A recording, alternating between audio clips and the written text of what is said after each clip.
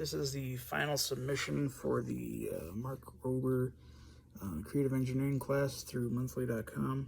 We're supposed to combine our skills, mechanical skills and electrical skills, and also build something that enforces a good habit or breaks a bad habit. So I built a timed lock box that's supposed to lock your phone up for a set amount of time. So I have it locking up my phone from 8 o'clock at night to the next morning, so I can put the phone down and I don't have the temptation to go pick it up.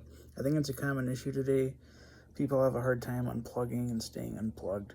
So yeah, my build makes it a little easier to avoid using your phone. Alright, this is the box. You can see the Arduino in there. That's hooked up. Wired over here is a limit switch, and also over here is the servo. And the last piece of hardware is this chip. It's an RTC chip, which stands for real-time clock. It has a battery on the back, so if this loses power, it still keeps track of time. So this box doesn't have to be plugged in the entire time that you want the object locked up. If it gets unplugged, you can plug it back in and it'll maintain the time even without direct power to it. Alright, this is the box with the components all tucked in. I want to point out something on this limit switch. The switch is just a little bit too short for the box to close it. So I put this drop of hot glue on there. So now it's just tall enough to activate the switch when it closes. Another thing I want to talk about is this box. So this is a cigar box you can get for really cheap. Tobacco shops or liquor stores or whatever often sell these, and I think I got this one for $3. Here's the notch on the side that the servo arm fits in to keep the top locked. And here's a hole in the back where you can plug in the USB for information and for the power. Okay, here's the code. I am not very skilled at this yet. I hope to learn a little bit more about this. Make it a little easier to set the time and stuff like that. Maybe even set it without hooking it up to a computer, with maybe a screen built into the box and some buttons, or oh, what are those things called? Something. But yeah, so right here is where you set the time. Right now the time was set for, so it's year, month, date, and then the hour, so 8:21 a.m. So right now, that's why this servo isn't switching, because at 8 it's not supposed to lock. But if I change this time to, let's see, we'll do 20, which is 8:21 tonight. All right, I'll upload that.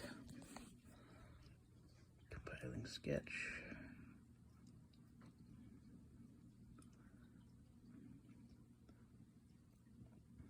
All right, sketch is uploaded. And it does this test servo move, so it comes out and then goes back. And now if this is stripped, that locks. And I think it's a 2-second pause after it's released. But yeah, we'll go ahead and shut this and show it in action. So it shuts, it locks, and you can see the servo arm sticking out just a little bit. And you can see I can't get in this box. So in order to get in this box, I can change the time through the computer. But if I don't have it hooked up to the computer, I have to wait till a set time before this servo arm will move and I can access my phone again. So yeah, that was my final project. I'm pretty satisfied with how it turned out. I really like the servo and the limit switch just worked perfect. Yeah, some challenges were getting them to fit just right. But yeah, now that they're working and in place, I just love the way it closes and locks, and I'm pretty satisfied with this build. It would be nice to change the time that it locks, like without having to hook it up to a computer. It's not that big of a deal, but it would be neat to do that all in the machine. It's a little beyond my skill right now, but maybe that's something I'll add to it eventually. And yeah, the biggest challenge was the code. I'm not very skilled with C++ yet, but I did take a lot of the code from another project somebody posted online. It was a automatic fish feeder. Somebody built a device that would feed their fish twice a day, and that was a big inspiration for this code. I kind of looked through his code, saw how his worked, and kind of like cut and pasted from that to get my box to work.